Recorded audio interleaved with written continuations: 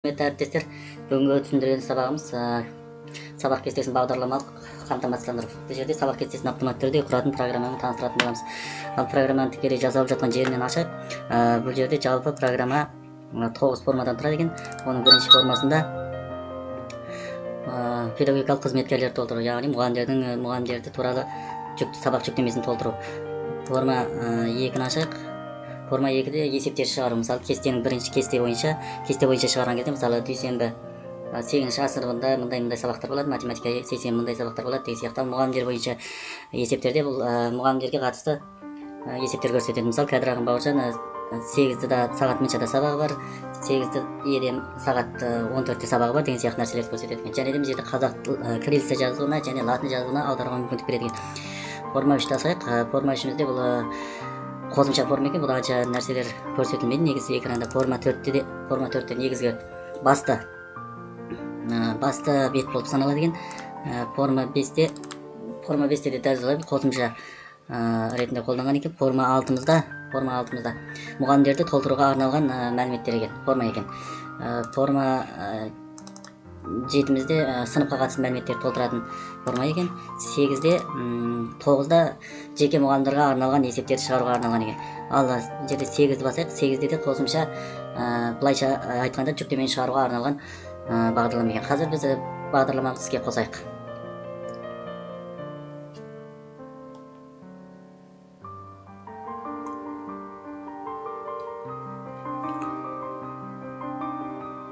Бағдарламамыз іске қосылды. Негіз бағдарламада жұмысы бұл жерде сабақ кестесі автоматты түрде өзі қойып қойған.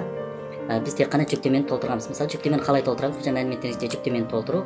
Жүктемені толтырған кезде бұл жерде кез келген мұғалімді талдаймыз. Кез келген мұғалімді талдайтын болсақ, сол мұғалімге қатысты сабақтарды толтырамыз. Мысалы, бұл жерде сабақ жүктемесі көрсетілген. Кез келген бір сабақты ала салайын. Мысалы,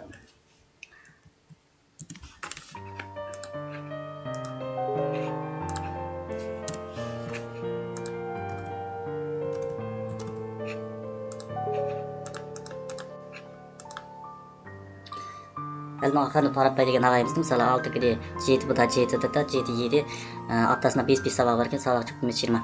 Енді бұл жерде сыныпты көретін болсақ, мысалы кез келген бір 5-ші сыныптан жоғары сыныпты алайық, 5-ті деген сыныпты алатын болсақ, ода да мұғалімдердің көрсеткен, мысалы ағылшыннан мысалы мына кісі бөлініп өтеді екен 1 сағат, және де информатикада бұл жерде ағылшынмен бөлініп өтеді екен. Сонда аптасына ағылшын 2 рет және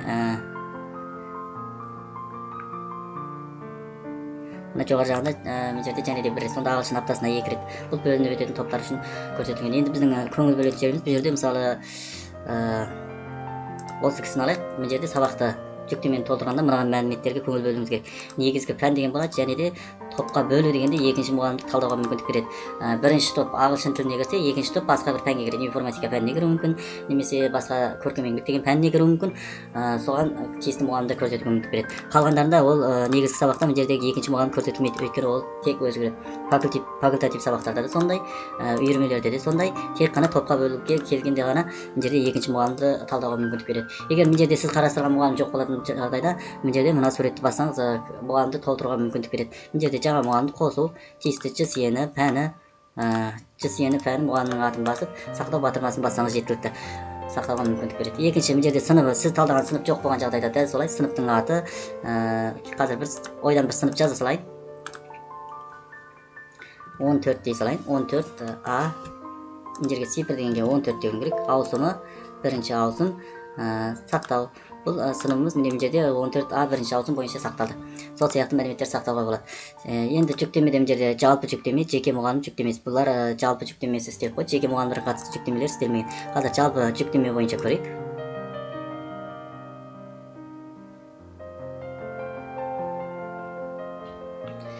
Бұл жерде қарап отырсаңыздар, бұл жерде жалпы жүктеме, бұл жерде бос орындар, бұл бастауышта сабағы жоқ деген білдіреді. Мына 5-тен жоғары қарай. Мысалы, тәжімет дегеніміз 6-де 3 сағат, 6-да 3 сағат, 6-де 3 сағат, 6-да 3 сағат, 7-де 1 сағат бөліп оқыту, және де 2 сағат бөліп оқыту деген сабақтар бар екен. Сол сияқты бұл жерде Нұрбибі, Сүйінбаева Нұрбибі деген апайымызды қарайтын болсақ, 2 сағат, негізгі сағат, 1 сағат факультативі бар деген сияқты. Және де төмендегі қарай берсеңіздер, жеке-жеке мәліметтердің бәрін көрсетеді. Мысалы, бұл жерде Қожанов Ж деген апайымызда 5-да 3 сағат бөліп оқыту бар екен. Және 6 вагонда 1 факультатив 5 сабағы бар екен. 7-де 1 факультатив 5 сабағы бар екен деген сияқты. Бұл жерде көретін болсақ, Байдарахманова деген апайымызда 2 сағат негізгі сабақ, 1 сағат үйірмесі бойынша бар екен. Төлентаева Салтанат дегенімізде аптасына 1 сағат болады екен. Бұл жерде 1 сағат үйірме, мысалы 5-да сол сияқты. Жерде жүктемені, толық жүктемені көруге мүмкіндік береді екен. Ал енді мына жою деген басқа бір мектеп өзінің мұғалімдерін толтыру үшін, жүктемесін толтыру үшін мына жою деген кнопканы басса жеткілікті. Жою деген кнопканы басса, біздің ендірген мұғалімдерге арналған жүктемелердің барлығы толығымен жойылады. Жаңадан жүктеме ендіруге тура келеді. Ал енді біз есептер дегенге кірейік. Есептер дегенде есептер сынып бойынша кестені шығару. Сынып бойынша кестені шығарғанда бұл жерде кез келген сыныпты талдауымыз керек. Мысалы мен қазір 5Д деген сыныпты алдайын. Бұл жерде 6К деген сыныпты алдайын. 6К деген сыныпты талдасам, мынандай кесте болып шығады. Бұны кесте бойынша көшіру үшін сыныпта кесте бойынша көшіру. Бұл қазір бізге SMS беруі мүмкін. Мәліметтер сәтті сақталды деген.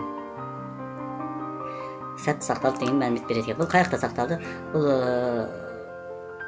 документтің ішіне сақталады. Мысалы біз 6К міне. Бұл жерде қарасаңыз 6К деген сабақ кестесі сақталған екен. Ашып көре салайық. Міне 6К сабақ кестесі дүйсенбі, сейсенбі, сәрсенбі, бейсенбі жұма сабақтар көркем еңбек бөлініп өтеді. Бұл жерде көркем еңбек бөлініп өтеді. Информатика бөлінбейтін сияқты бұл жерде. Сол сияқты. Енді қараңыз. Және де екінші мәселе кестені көшіру. Кестені көшіру. Бұл жерде базаны жаңартқыңыз келе ме? Жоқ, біз базаны жаңартқымыз келмейді. Өйткені біз базаны жаңартып қойдық. Немесе кестені құрып қойдық. Құрғаннан кейін бір рет жаңартып алдық. Сол кезде ес деген түймені басамыз. Қазір ес деген түймені бассам, бұл біраз уақыт алуы мүмкін. Сондықтан no деген түймені басамыз. Енді ауысымды талдаңыз дейді. Бізге қай ауысымның сабақ кестесі керек? Бізге екінші ауысымның сабақ кестесі керек. Кириллица жазумен керек па, латын жазумен керек па? Бірінші бізге кириллица жазумен мұғалімдерге арналған кестені шығарайық. Мұғалімдерге арналған кесте жазылып жатыр қазір кириллица жазуымен.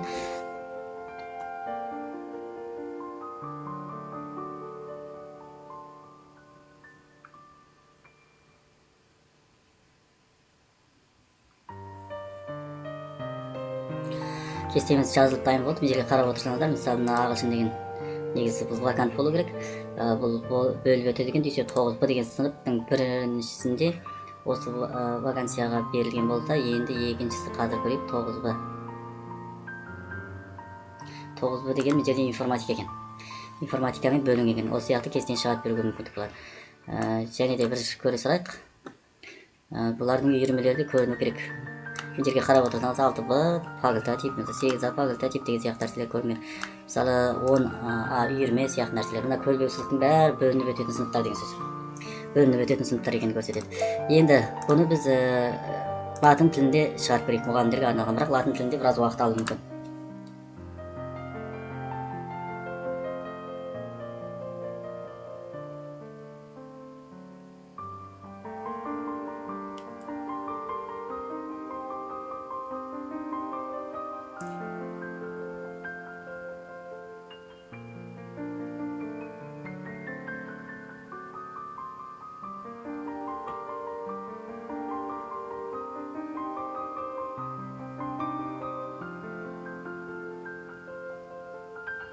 Кестеміз жазылып үстінде, қазір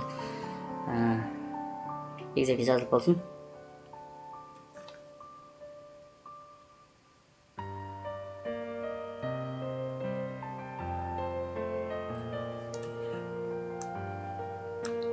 Жерде жазылып жатыр екен, мысалы Ағалшын, Кигізбаева, Арнова, Бейсенбиева, Бөлкен, Даутова деген сияқтылар жерде осы мұғалімдердің сабақ кестесі көрініп тұр екен. Жерге қарап отырсаңыз 8Ж, 10А, 10Ә дегендердің бәрі латынша, мына дүйсенбі, сейсенбі дегендердің бәрі де латынша жазылып жатыр.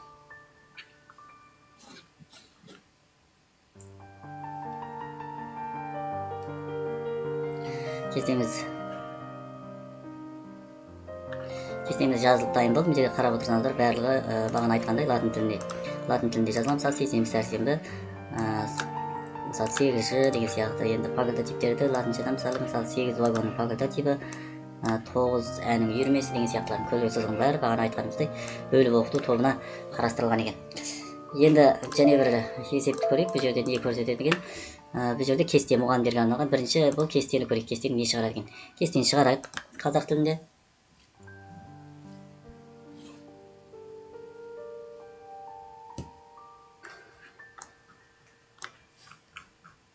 Кестеміз дайын болған екен. Кестемізді міне қарап отырғандарыңызда өздері мысалы 6-нің бірінші сабағы, екінші сабағы деген сияқты. Бірінші күн, екінші күн жоғарыдан төмен қарай көрсетілген. Осы сияқты шығарып беруге мүмкіндік береді екен. Ал дәл латын тілінде де латын жазуында тура осындай формада шығарады. Енді келесі есебімізді есептеуімізді көрейік. Кестені көшіру, сынып бойынша көшіру, жалпы мұғалімдар үшін кесте. Бұл жерде кез келген бір мұғалім талдаймыз. Мысалы мен Айтөреев деп талдайын. Талдап мына жердегі жазулар әлі дұрысталмаған. Қарасаңыз, мысалы мына азанғысы менде азанғы бірінші ауысымда бұл кезде 8-де сабағы бар екен, бейсенбі күні. Және де 5-ші сабағы бар екен.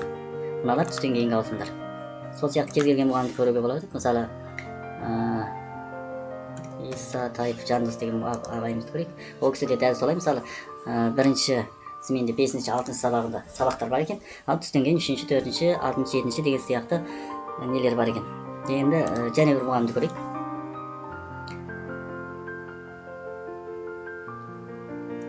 Исламбай Қанат деген ағайымызды көрейік. Көзге сабақ жоқ қане? Бар екен жерде жоғары. Бірінші көзінікі азанды смен деген сабақтары. Сол сияқты және бір сен Ива Анар деген апайымызды көрейік. Көзінікі міне қарап отырсаңыздар түстен кейінгі ауысым бойынша сабағы бар екен. Осы сияқты көрсетіп беруге мүмкіндік береді. Ал біз жүктемені толтыру, есепті құру дегендердің бәрін көрдік. Бұл жерде не түсіндіріп кететін нәрсе, біз бірінші кестені автоматты түрде құрудан бұрын жүктемені міндетті түрде дұрыс нақты толтырып алуымыз керек. Дұрыс нақты толтырып алғаннан кейін барып, бәрі орнына келгеннен жердегі кестені құру деген батырманы басамыз. Кестені қайтадан жасауға сенімдісіз бе деген мүмкіндік береді. Біз иә деген кнопканы басатын болсақ, кесте біртіндеп өзі автоматты түрде тура бағана мен құрған көрсеткен бағдарлама бойынша барлығын істеп беретін болады. Ал одан бұрын мына жүктемені толтыруды, мысалы мұғалімдер толтыру, ал мен мысалы мына жүктеме мен толтырған жүктеме сіздердің тиісті мұғалімдеріңізге сәйкес келмеуі мүмкін. Сондықтан базаны жою дегенді басып, полный жүктемені жойып тастау керек. Жойып тастап жаңадан басынан бастап ендіруіміз керек. Бүгінгі түсіндіретін сабағымыз осы. Көңіл қойып тыңдағандарыңызға рахмет. Сау болыңыздар.